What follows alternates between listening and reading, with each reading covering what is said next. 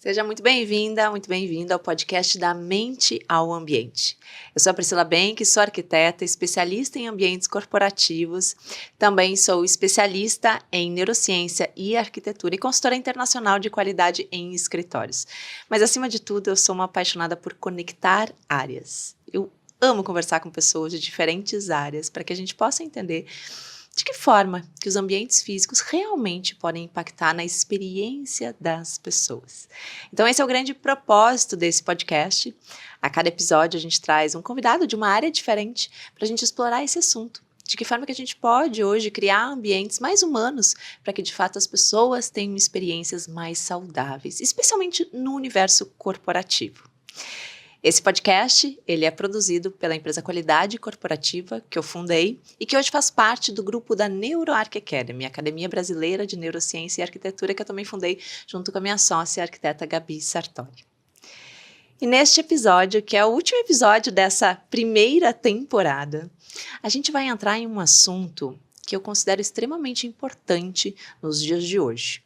De que forma que a gente consegue enxergar a nossa vida, a nossa prática profissional de uma maneira mais positiva, olhar para o que já se tem de bom e, de fato, promover isso. De que forma que o ambiente é capaz também de promover experiências melhores para as pessoas.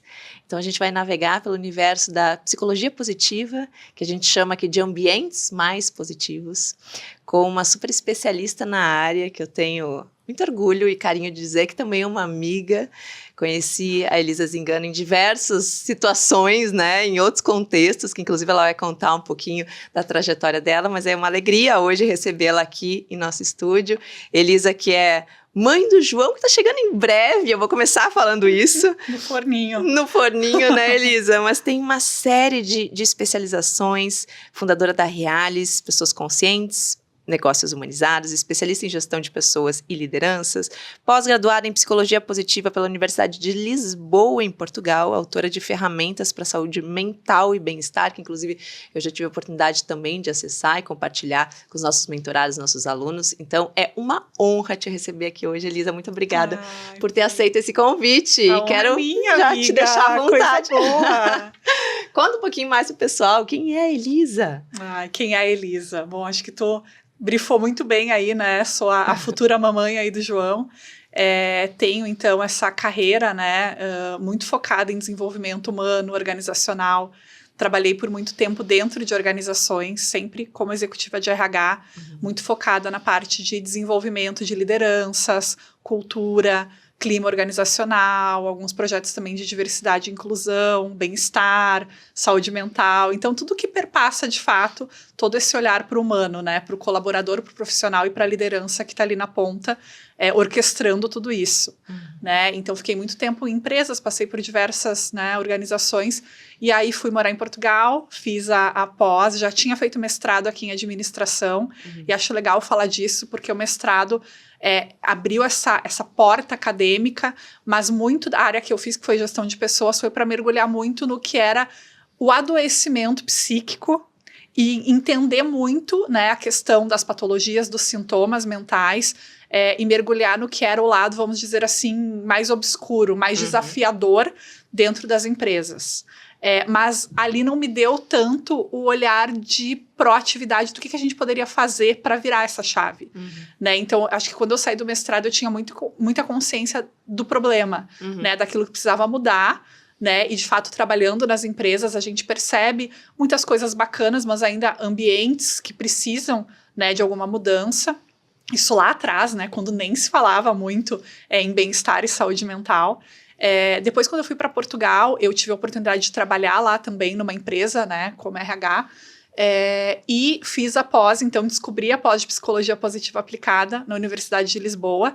Na época era ainda uma pós, um tema, na verdade, muito pouco falado no Brasil. Né, isso foi 2016, 2017, então ainda era um campo muito embrionário, né? Se a gente for pensar, a psicologia positiva nasceu nos anos 2000, então isso para um campo de conhecimento ainda é muito recente, mas já era uma universidade que tinha uma robustez muito bacana de professores, com corpo docente forte, com, né, cadeiras muito reconhecidas, um curso muito reconhecido, então eu optei, acho que é uma área interessante, ainda sem conhecer muito, mas eu apostei muito de que seria algo que me traria muito mais desse olhar de como resolver, como aplicar, porque é uma área muito multidisciplinar, né? Não necessariamente psicólogos podem cursar psicologia positiva, né? Ela é uma área transversal, então muitas pessoas da saúde, profissionais da educação, profissionais que trabalham no mundo corporativo, né? Porque é uma pós que leva muito esse olhar aplicado. Então, quando eu ingressei nela e aí comecei a tomar conhecimento de todos esses conteúdos, todos os pilares, todo o conhecimento científico, mas também muito aplicável, que me virou uma chave, né? E aí que nasceram as ferramentas, né? Que eu comecei depois a comercializar, inclusive, hoje fazem parte, né, de uma rede de produtos aí, plataformas que inclusive a gente tem na Reales, né? Que é a empresa que eu fundei com a minha sócia, a Renata. Acho que daí veio muito esse olhar de, acho que agora o que faz sentido mais para minha carreira é ser consultora, não estar mais dentro das empresas, mas poder estar fora ajudando, né, diversas organizações de diferentes culturas, diferentes segmentos, para poder levar um pouco dessa visão do que a gente pode fazer para virar essa chave.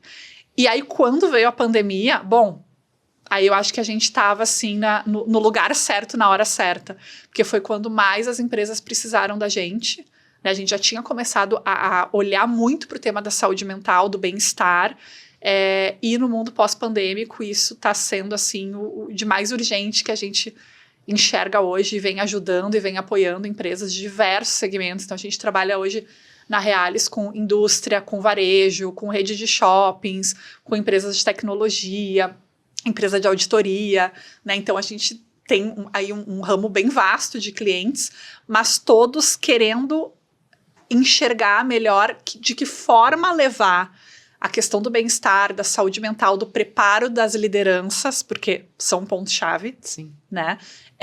Para que realmente se tenha uma cultura mais produtiva de forma sustentável, né? Porque eu acho que até então se tinha muito a questão da produtividade, não vou dizer a qualquer custo, mas a custos muito pesados muitas vezes, né? E de fato era outro paradigma.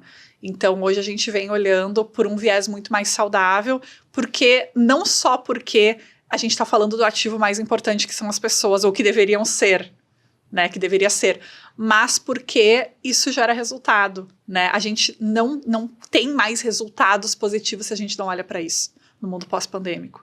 Então, enfim, contei um pouco da trajetória, acabei entrando um pouco no porquê do tema, mas é porque eu acho que é apaixonante por isso, porque é um propósito nosso hoje levar essa saúde, levar essa promoção da saúde e do bem-estar, que eu acho que vai além de tu olhar para o problema só, né? E eu acho que esse é o olhar da psicologia positiva. Como é que a gente pode, de forma proativa, anteceder e mitigar riscos para promover ambientes melhores? Perfeito. Eu adorei que você já iniciou mesmo no assunto, porque o que me interessa muito e me conecta também muito enquanto arquiteta com a psicologia positiva é justamente essa virada de chave, né? Como você falou, não é só olhar para a dor, para o problema das pessoas, mas o que eu posso fazer para promover saúde? Até porque saúde hoje não é só o presente, né? O que a pessoa está fazendo para promover saúde nos próximos anos. Exatamente. Então, quando a gente prepara um ambiente, quando a gente cria um ambiente físico, a gente tem no meio organizacional uma série de normas a cumprir para um ambiente físico, mas são normas que só se preocupam com segurança do trabalho, né? Com evitar doenças. Mas o que eu estou fazendo para promover saúde? Então, é aí que, e quando eu convidei a Elisa, eu disse, vamos trazer o assunto da psicologia positiva, porque eu acho que tem muita conexão, ainda pouco explorada, inclusive, com os ambientes físicos, porque hoje a neuroarquitetura está conseguindo nos ajudar nisso. Através de evidências científicas, a gente sabe que eu posso projetar um ambiente intencionalmente para que ele crie um melhor bem-estar para as pessoas. Perfeito. Para que a pessoa se sinta melhor, ou que ela esteja promovendo, que o ambiente esteja ajudando ela a promover saúde. Então, eu adorei que tu já iniciou esse assunto, porque eu justamente gostaria que a gente se aprofundasse um pouco mais nele, e até para quem talvez nunca ouviu falar em psicologia positiva, você já trouxe aqui uma visão geral, mas de uma maneira talvez bem prática, o que é a psicologia positiva, para que fique claro aqui para o pessoal, e daí a gente começar a trazer alguns exemplos. Tá bem. A psicologia positiva, ela é, na verdade, um movimento dentro da psicologia, né, que nasce com esse entendimento de vamos ampliar o foco, porque não é que não seja importante olhar para a doença, para a patologia, para os transtornos mentais, tudo isso é fundamental, mas se faltava um olhar também por esse viés de como que a gente promove mais saúde e amplia o olhar científico daquilo que já está funcionando, de pessoas, de organizações, de ambientes, comunidades que já florescem, que já prosperam de uma forma mais funcional, né? E aí os pesquisadores desse movimento, eles começaram a estudar temas como, né, que hoje a gente tem aí temas tão famosos como propósito, engajamento, gratidão, forças humanas, né? Então, a lente e o objeto de estudo é amplificado, né? Não que o que era tradicionalmente estudado ainda não se estude, muito pelo contrário, né? Até tanto que com a pandemia a gente viu aí uma série de transtornos aumentando, né? E tudo mais. Então não é que a gente está deixando de lado a psicologia tradicional, mas a gente está ampliando a visão realmente, né? Abrindo o leque para uma outra frente tão importante quanto. Mas é um movimento recente, surgiu nos anos 2000, com o pesquisador, psicólogo e professor Martin Seligman, e com Mihaly Csikszentmihalyi, que é um psicólogo húngaro que já faleceu há 2 anos atrás, mas que eles começaram esse movimento, aí muitos pesquisadores, professores na época, começaram a se inserir nessa caminhada, né, mudar muito do seu foco de estudo para essas temáticas que começam a surgir, né, e isso vem sendo ampliado cada vez mais. Teve já ondas dentro da psicologia positiva, né, então no início se olhava muito para o indivíduo, depois começou a se olhar mais para os ambientes, para as organizações, para modelos de liderança. Hoje se leva muito esse tema para a questão comunitária, nações, né, países, como é que a gente olha para a questão de sustentabilidade, de mudanças climáticas, né, a Helena Marujo lá da própria Universidade de Lisboa, ela encabeça muito esse movimento de ampliar mesmo, porque a gente está falando de um tema que tem a ver com sustentabilidade humana. Perfeito. Né, então, claro, a gente tem estudos em diversas áreas científicas. Eu acabei enveredando muito para o lado de como levar isso para as organizações, né, que é o meu foco principal. E é muito bacana porque também quando a gente pensa em saúde mental e nos próprios ambientes, também se tem essa ampliação de olhar hoje, né? Acho que assim, antigamente se falava muito em o que eu faço como benefício pro indivíduo, pro colaborador, né? E aí, até quando a gente pensa em níveis de maturidade, de bem-estar dentro das empresas, como tu falou, para o ambiente, se olhava muito para a segurança do trabalho, a mesma coisa para bem-estar e saúde mental. Se olhava muito para o que é legislação, né? Então, assim, quais benefícios eu vou dar? Plano de saúde, né? Vou olhar a questão da sinistralidade, número de acidentes, prevenção, ali que é o básico. Né, que é o fundamental. E, claro, tem que acontecer. Tem que acontecer, exatamente. Isso tem que garantir que aconteça. Tem que garantir. Isso aí é de onde a gente parte, a segurança do trabalhador. Mas aí começou a se olhar para um segundo nível, que é como que eu ajudo o indivíduo? Então eu vou ter um apoio psicológico, né? Tem muito que a gente chama os programas de EAP, Employee Assistance Programs, que são, daqui a pouco, ter um psicólogo online para ajudar, ter um Gympass, né? Um programa de atividades físicas, mais frutas no refeitório, coisas assim muito voltadas para a questão da saúde física e emocional do indivíduo, mas sem uma estratégia ainda, correlacionando pilares de bem-estar, né? Então, assim, ainda tudo muito solto. Quando a gente vai para um terceiro nível desses níveis de maturidade, a gente já está falando de como que eu preparo uma liderança, porque a liderança tem um papel-chave. A liderança é muito influenciadora de um ambiente seguro, de um ambiente saudável. Então, como é que eu preparo? Como é que eu, inclusive, reconheço lideranças que têm comportamentos que promovem saúde e bem-estar? Como que eu crio uma estratégia que conecta não só o pilar físico-emocional, mas também o pilar financeiro, que a gente sabe que é muito importante, pilar espiritual, o pilar social, que são as relações, que aí a gente também começa a entrar muito na questão da segurança psicológica, que hoje é um tema crucial quando a gente fala de ambiente, né? Como é que a gente cria um ambiente de fato colaborativo em que as pessoas se sentem pertencentes, se sentem autênticas. E aí a gente vai depois para um nível mais maduro, que aí, claro, poucas empresas ainda estão nesse nível, mas muitas se preparando para, que é falar de indicadores estratégicos, né? Então, assim, como é que eu levo para um board de uma empresa dados que provam que olhar para a saúde mental reduz turnover, reduz absenteísmo, né, melhora engajamento, porque a falta do engajamento ou o baixo engajamento gera perdas astronômicas para uma organização, né? Tem esse dado da Gallup, todo ano eles fazem essa pesquisa, se eu não me engano é 8,9 trilhões de dólares que se perde anualmente pela falta de engajamento das pessoas, que é não só o absenteísmo ou a ausência, afastamento por alguma questão de transtorno mental, mas também o presenteísmo. Que é a pessoa estar ali, mas não estar.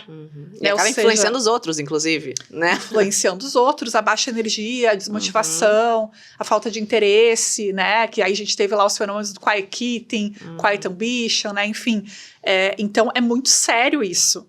Só que se a gente não começa a mostrar com dados e números, exatamente, às vezes vira um papo de, bem-estar, relações saudáveis, tá, mas o que isso traz de retorno, né? De ROI, ou de VOI, que se fala muito hoje, né, que é o valor do investimento, não só o retorno, mas assim, eu entender, né, o que a marca ganha, uma empresa, o que ela ganha para olhar para o ambiente físico e psicológico mais saudável, né, o retorno para o investidor, o retorno para o próprio employer branding, né, porque as pessoas, as novas gerações querem empresas que olham para isso, se valoriza cada vez mais, mas isso é uma mudança de chave também, então esse novo paradigma vai nos convidando para olhar de uma forma mais estratégica. Só que isso é uma conversa que ainda é muito nova.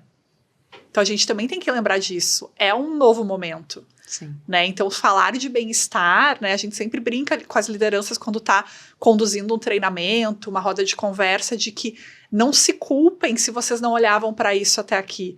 Porque não se era permitido falar numa roda de gerentes, de diretores, sobre bem-estar, sobre saúde mental. Isso era algo que era escondido, levado para debaixo do tapete. Né? Como é que um diretor ia falar que estava fazendo terapia, ou que quer cuidar das pessoas, né? Que quer levar essa pauta para um conselho, ou que quer levar isso para um treinamento. Não sei, isso era um assunto fora do trabalho. Né, leva para tua vida pessoal. Mas hoje se sabe que vida pessoal, vida profissional é tudo né? Vida. Não tem. É vida integrada, né? O bem-estar, ele é integral também.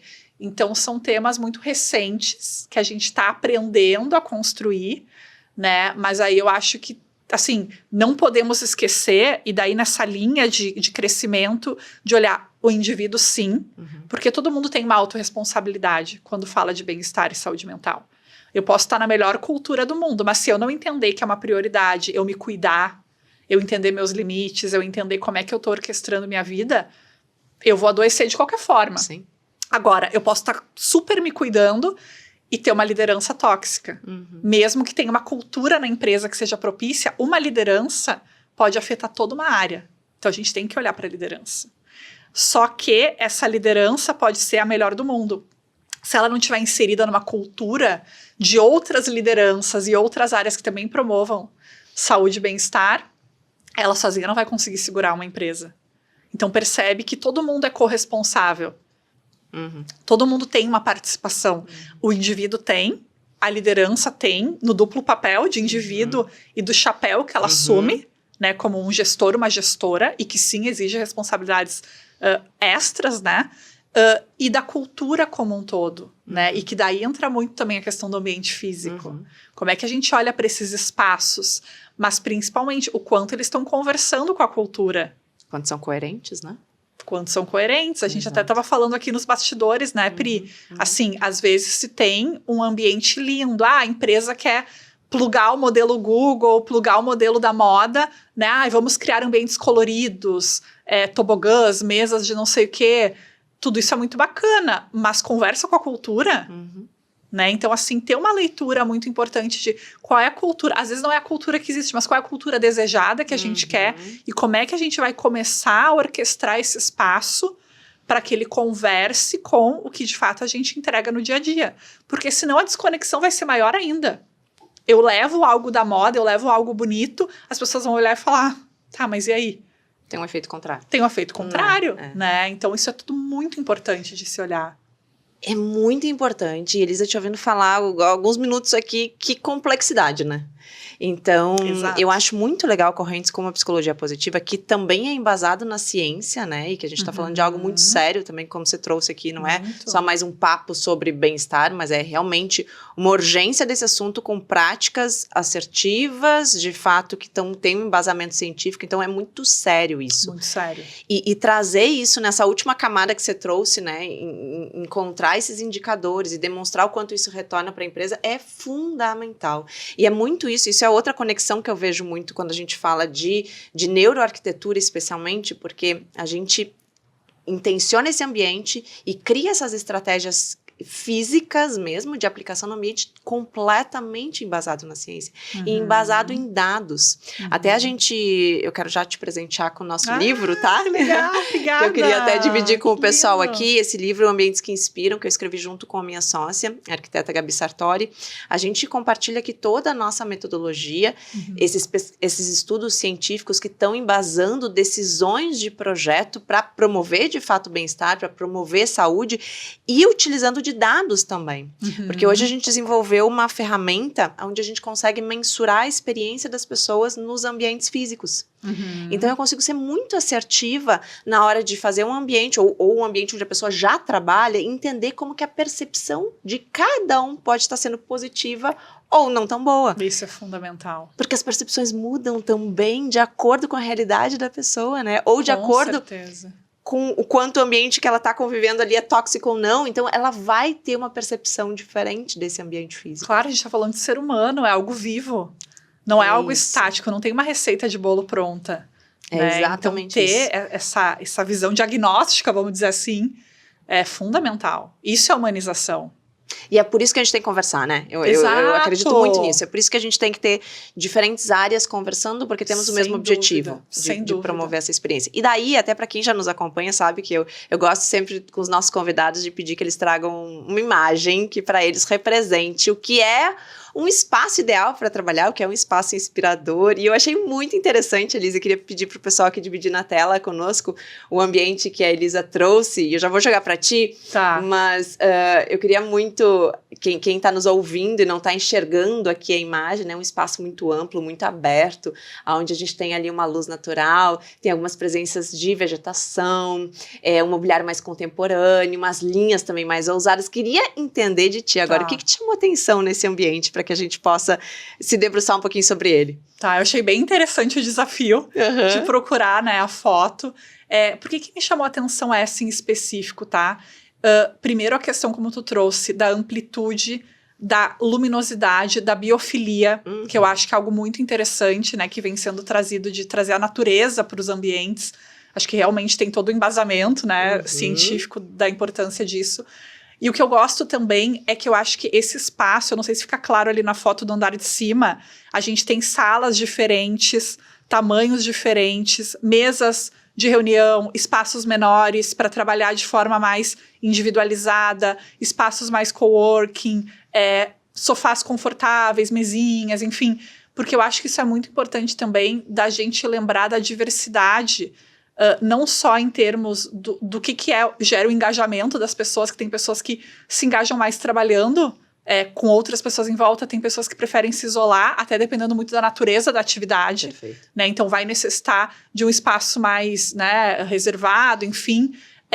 E também quando a gente olha hoje para a questão da neurodiversidade, né, pessoas que precisam, às vezes, de locais mais silenciosos, né? Então, ter esse olhar para todos, né, para essa pluralidade dos colaboradores. Não tem, de novo, uma receita de bolo de que agora é só espaços abertos, todo mundo vai trabalhar junto. Não, tem pessoas que se sentem melhores em lugares reservados, então que elas possam buscar essa diversidade, né, de não ter só uma coisa ou outra, mas da gente lembrar de atender a todos, claro, na medida do possível. Eu sei que não existe o mundo ideal, mas de poder contemplar isso, né? Quem é o nosso público, assim, a gente tem necessidades específicas, vamos contemplar essas necessidades, porque senão a gente cria diversidade, mas não cria inclusão. Os ambientes não se tornam inclusivos, né? Então eu acho que por isso que esse ambiente me chamou a atenção, né? Ele atende variadas demandas e ao mesmo tempo tem a natureza, que isso até alguma coisa, algo que tu pode comentar um pouco com a gente, né, Pri, da biofilia, que é esse conceito que eu acho fantástico, assim,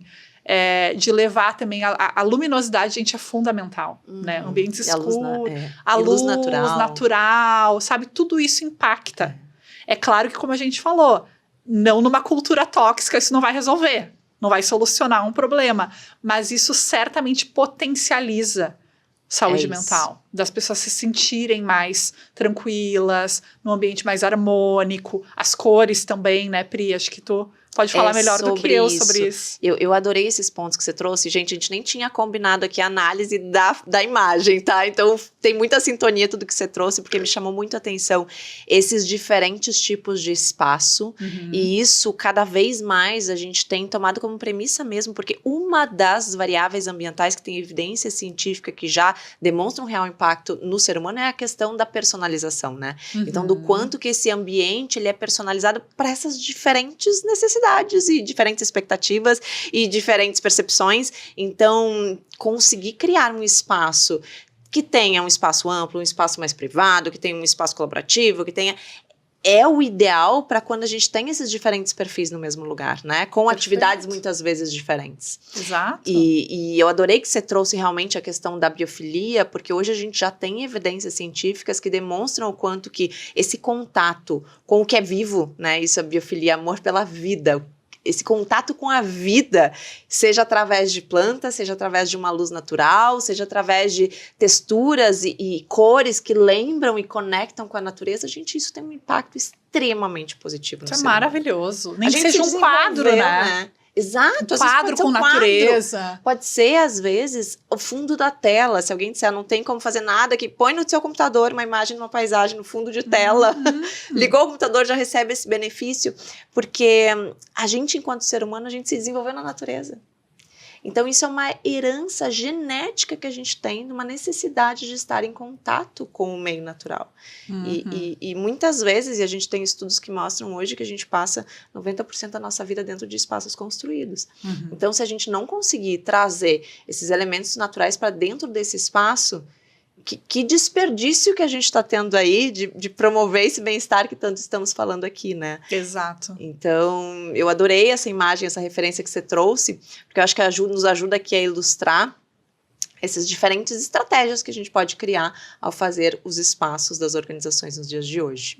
Acho que tem também a questão das salas de descompressão, que hoje está se tendo cada vez mais, né? Porque, como tu disse, a gente está tão distante da natureza, às vezes da pausa, né, do momento de contemplação, que ter as salas de descompressão muitas vezes ajuda, né, aquele colaborador que está lá com a agenda lotada, cheio de reuniões, poder tirar ali uns 5 minutos para daqui a pouco fazer um exercício de respiração. Só que aí, de novo, o quanto ela está sendo usada e incentivada a ser usada. Sim. Né? A gente tem essa permissão, né? A gente volta para a mesma questão. O espaço, ele tem que andar junto com a cultura que a gente está construindo. Então, assim, poxa, eu tenho uma sala de descompressão. Que bacana. O quanto eu estou incentivando. Daqui a pouco eu, como líder, será que eu sou exemplo de ir lá, de vez em quando, utilizar, promover, falar para as pessoas? Ou daqui a pouco a sala proibida de quem for visto lá é quem não quer trabalhar. Exato. Sabe? Então, é muito delicado. Eu acho que tem que andar junto, é um trabalho concomitante, sabe? Exatamente. E daí criar esse tipo de espaço, assim como, né, uma mudança cultural. Eu queria muito só que a gente fosse ainda para o assunto da saúde mental e do que está acontecendo hoje na nossa legislação de incentivo para que se promova uma melhor qualidade de vida dentro das organizações. Recentemente saiu uma lei, eu até queria que você trouxesse um pouquinho mais, mas como eu sei que ainda não está bem formalizada, mas que a gente possa enxergar talvez isso como um incentivo mesmo para as organizações pensarem mais sobre esse assunto.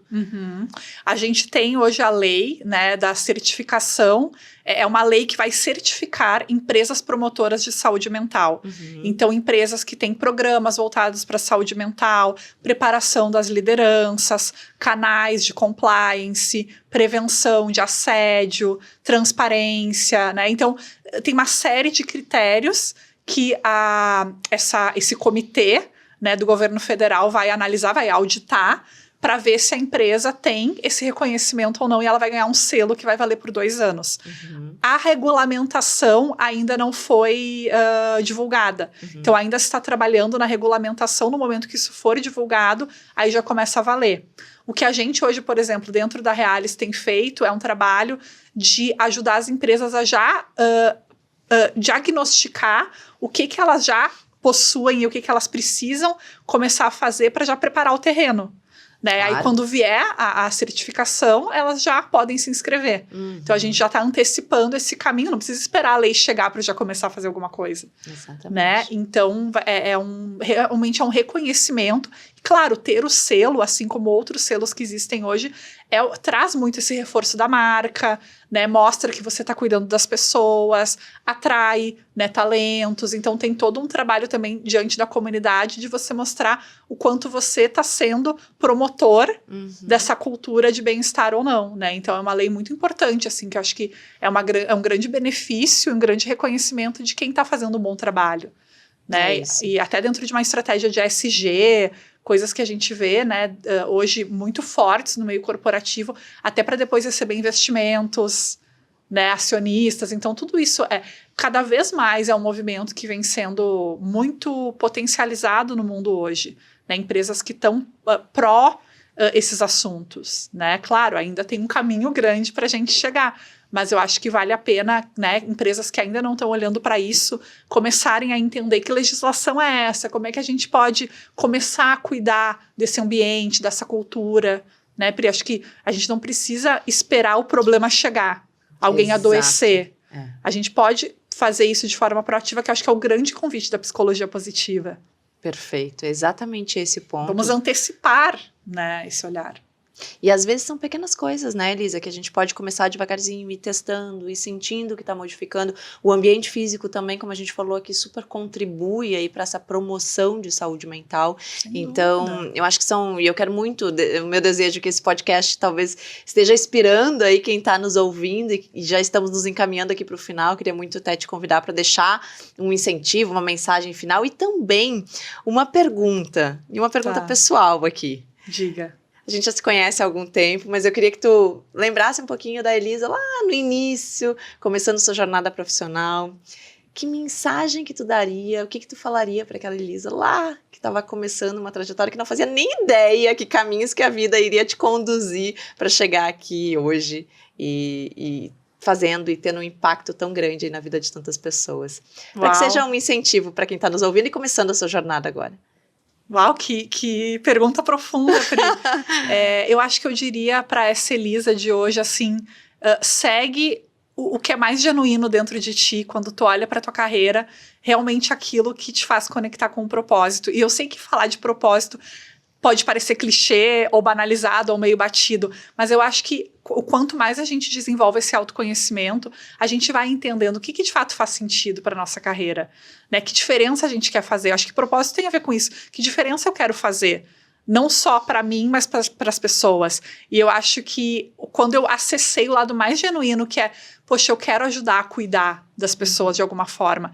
E eu acho que é nesse caminho que eu tô indo, e eu tracei uma trajetória muito sui generis, muito diferente. Né? Eu sou formada em relações internacionais, depois eu fui para a área da administração, da gestão de pessoas, para daí para psicologia positiva. Então, assim, não foi uma trajetória óbvia, mas eu acho que foi muito essa vozinha dizendo, não, ouve o que é mais genuíno, ouve a tua intuição de que esse é o caminho que tu vai realmente fazer a diferença naquilo que tu acredita, sabe? E assim, eu acho também uma coisa que eu vejo na minha trajetória, assim, que eu me orgulho muito, é não ter medo de acessar áreas novas do conhecimento. Eu acho muito bacana e eu me percebo, assim, sempre começando áreas que depois vão se tornar mais populares. Eu acho que ter esse olhar inovador de vamos desbravar. Curioso, né? Curioso, Então, assim, diversidade e inclusão é um tema que eu já trabalho há anos, quando não se falava muito disso. Mentoria também, nem se falava em mentoria no Brasil, né? Eu tive a oportunidade de trabalhar no BID, nos Estados Unidos, e conhecer a mentoria. Que legal. E aí, né, fui uma das pessoas que trouxe muito isso para cá, para o Rio Grande do Sul. Depois, psicologia positiva, né? Também não se falava muito. Então, eu acho que é bacana a gente também não ter medo de olhar para áreas novas e se arriscar um pouco, sabe? Não ir sempre pelo caminho óbvio. E eu acho que eu diria para essa Elisa assim, poxa, vai com coragem, né? E com a tua visão genuína, que eu acho que isso faz muito sentido para construir uma carreira verdadeira, sabe? E que faça diferença de fato. Perfeito. E eu acho que esse receio, essa insegurança que às vezes dá de se arriscar, talvez, como você trouxe, né, conectando, se tá alinhado com o teu propósito, com a tua essência, te dá um empurrão, né? Sem dúvida. Vambora, então.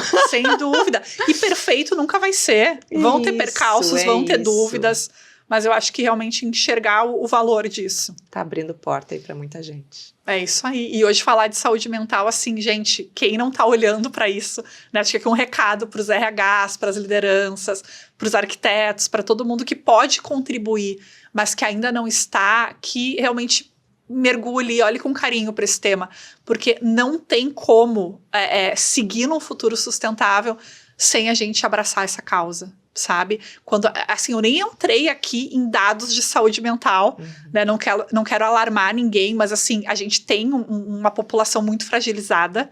O Brasil, ele tá entre os piores índices, né? O quarto pior país do mundo em dados de saúde mental, segundo, né, a pesquisa da Sapien Labs, que todo ano tem também, enfim, dados científicos muito robustos para a gente entender que, assim, o cenário não está bom, sabe? Não vou entrar aqui em dados específicos, mas, assim, temos desafios geracionais imensos, quando a gente olha para o recorte de jovens adultos, que é dos 18 aos 24, os níveis de transtornos mentais, adoecimentos no trabalho, são muito grandes. Então, assim, temos um belo trabalho para fazer, né? E, assim, se não for o convite pela promoção, vai ser pela dor.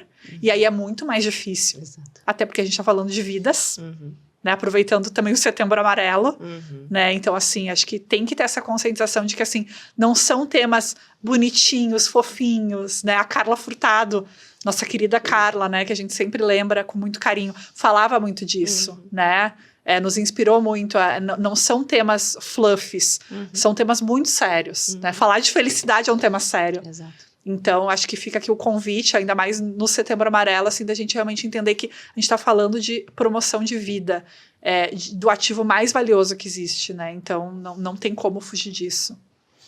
Eu adorei essa tua mensagem final, porque é sobre isso, é fundamental e me lembrou muito, você falou da Carla, querida Carla Furtado, da Feliciência, que inclusive num dos lugares que a gente se encontrou foi justamente com ela, né? Exatamente, nossa mentora. Então, que deixou aí um super legado para o nosso país em relação a esse assunto tão importante e tão sério. Exatamente. Ai, Elisa, eu amei. Ai, poderíamos ficar já chegamos aqui no final. Exato. Para o pessoal continuar conversando contigo, conhecendo mais o teu trabalho, como é que eles podem chegar? Fica à vontade para compartilhar tuas redes sociais, como tu achar melhor agora. Tá, perfeito. Vou deixar aqui, então, principalmente acho que o Instagram, que fica mais fácil, né?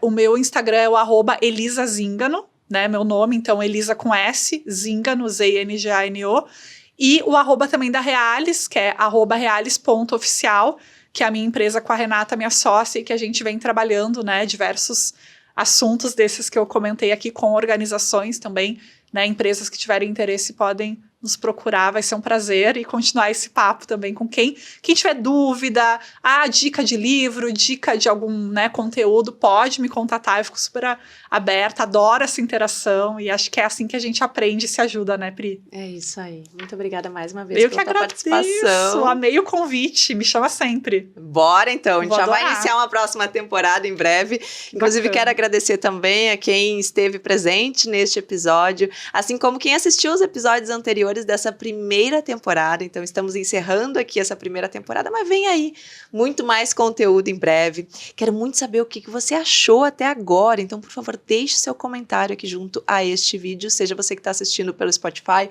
ou pelo YouTube. E para saber da nossa programação das próximas temporadas, você pode acessar diretamente a nossa rede social da Qualidade Corporativa, tanto no Instagram qualidade corporativa, quanto também no LinkedIn, também como qualidade corporativa e Smart Workplaces. Para mim foi um grande prazer navegar por esses diferentes temas aí que conectaram, então, o universo do ambiente, fisicamente falando, com o universo das pessoas, do desenvolvimento humano, para que a gente possa, assim, incentivar quem está nos assistindo a criar espaços físicos ainda mais humanos. Muito obrigada pela presença de vocês, nos vemos na próxima temporada.